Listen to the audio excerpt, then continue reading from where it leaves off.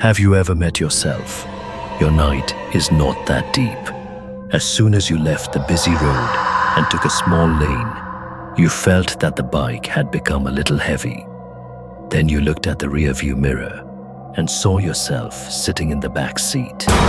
Yes, you. There is no escape. This is your face-to-face. As if someone forced you to meet yourself. There is no escape. Welcome back. I am Rahul. I hope you are all well. A new incident. When the road leads in the dark. I am Denny. I live somewhere in America, and a year ago I was working in the quality department of a textile factory. It has been a year today since I left my job. I will now tell you what happened to me then. I used to have a late night while returning from the factory. But what happened to me in July last year is impossible for any human being to imagine. Today, I am telling you about that dark night. That day, there was a big shipment from the factory, because of which, when I finished work and left with my bike, it was 2:10 a.m. The sky was cloudy. There was a light wind. I was moving with my bike. I left the main road and took the quiet inner road. Then the surroundings were completely quiet. There were dense forests on both sides of this road. When I reached an empty place with my bike, suddenly, the air around me became as cold as ice. The digital meter of my bike started jumping. The headlight was flashing and going off at once. I thought maybe there was some technical problem with the bike.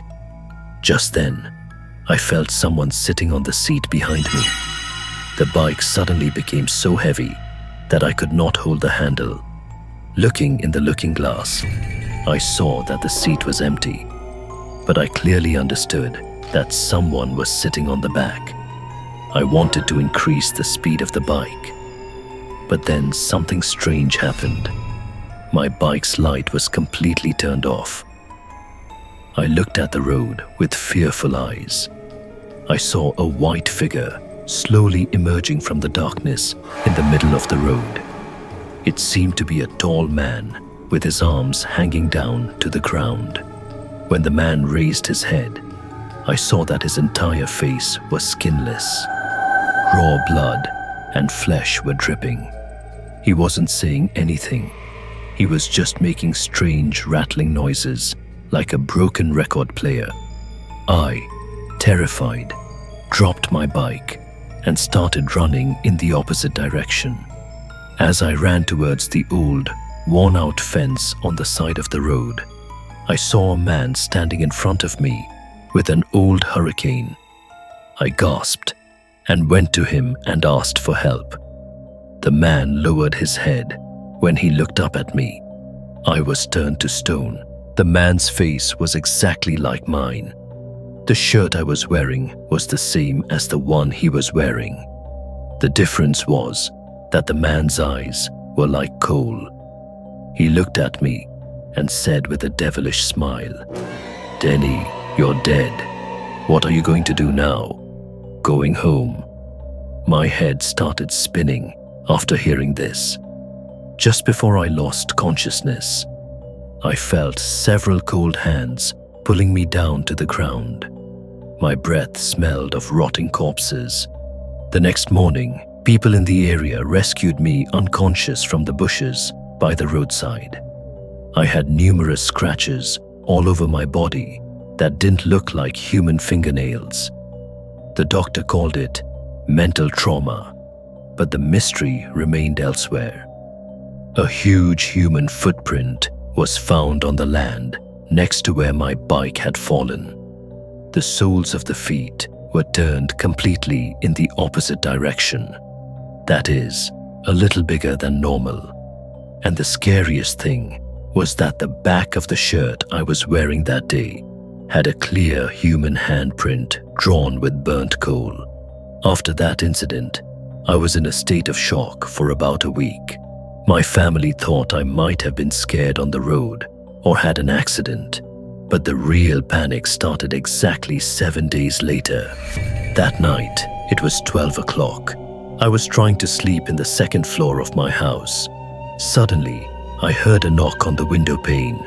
There was no work near our house that would have fallen on the branches and hit the window pane.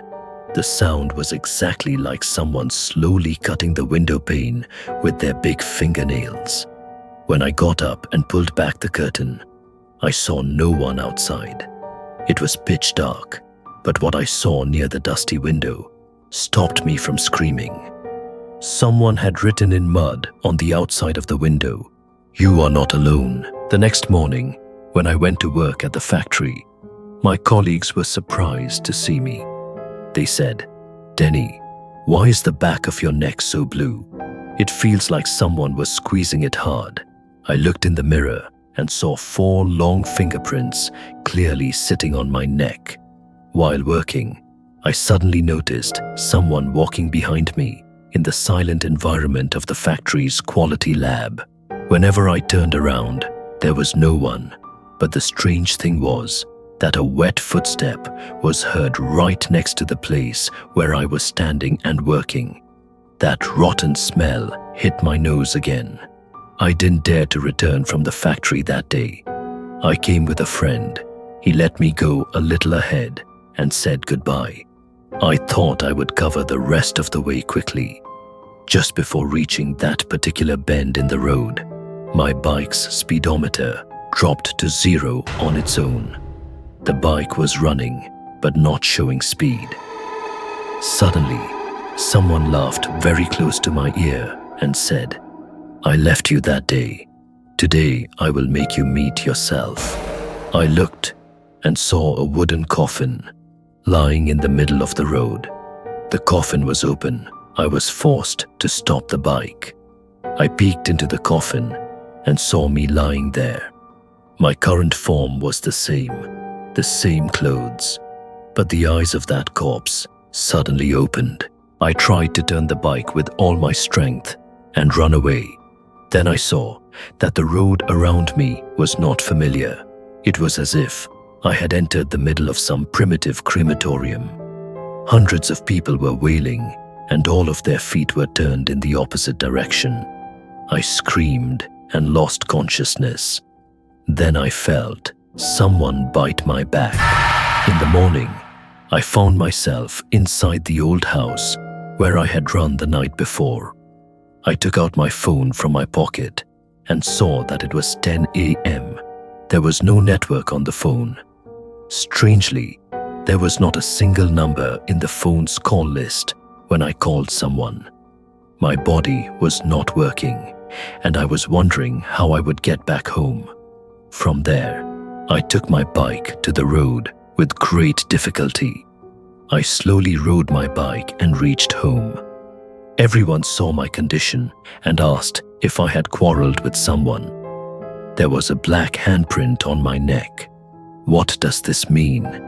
This evil energy has entered my body. Because since then, when I look in the mirror at night, I see someone else's shadow behind my face. I am afraid.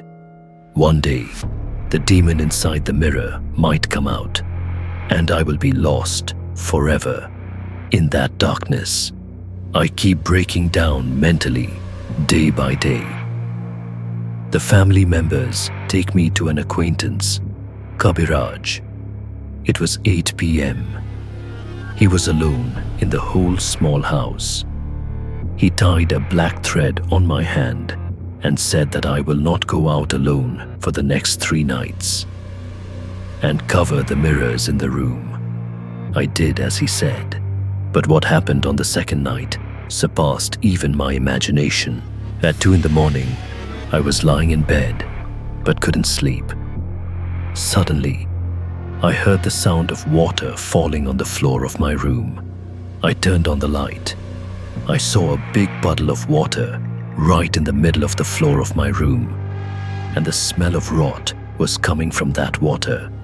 Surprisingly, there was no sign of water falling from the roof.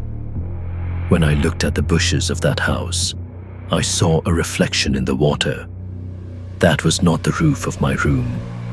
It was like the roof of that quality lab in Kona's house. Suddenly, the light in the room flickered and went out. I felt in the darkness that someone had come and stood at the foot of my bed. I gathered my courage and shouted, "Who are you? What do you want from me?" A hoarse voice came from the darkness. "This black thread of yours won't be able to stop me, Danny. The one you think is Kabiraj is my slave himself." I froze in fear. Just then, my mirror, which I had covered with a cloth, shattered with a loud bang. Shards of glass flew out from under the cloth and scattered all over the room. I turned on the torch. I saw a large piece of the mirror reflecting my reflection. But that reflection didn't match me. I am holding the torch, but the me inside the mirror is looking at me and smiling.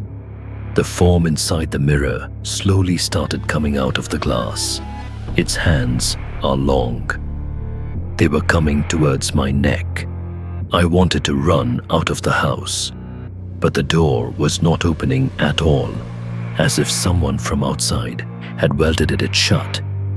I then touched my bike key hanging on the wall.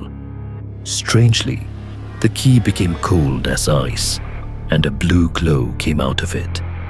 As soon as I saw that light, the shadow started screaming and running away. That morning, when the door opened on its own, I went straight to that Poet King. When I went, I saw that Poet King's house was burnt to ashes, and the villagers say that Poet King died 3 days ago. So who tied me with thread? Who was the one we all saw? It is a mystery, and that mystery remains.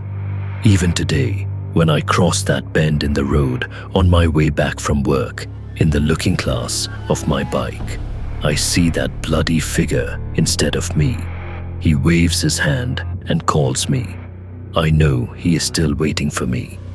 Maybe he is standing outside your house when you are listening to this story, because he has recognized not only me, but also those who are listening to my story. Everyone be well. That is why I have finished the story, and I hope you liked it. If you like it, then definitely let us know in the comments.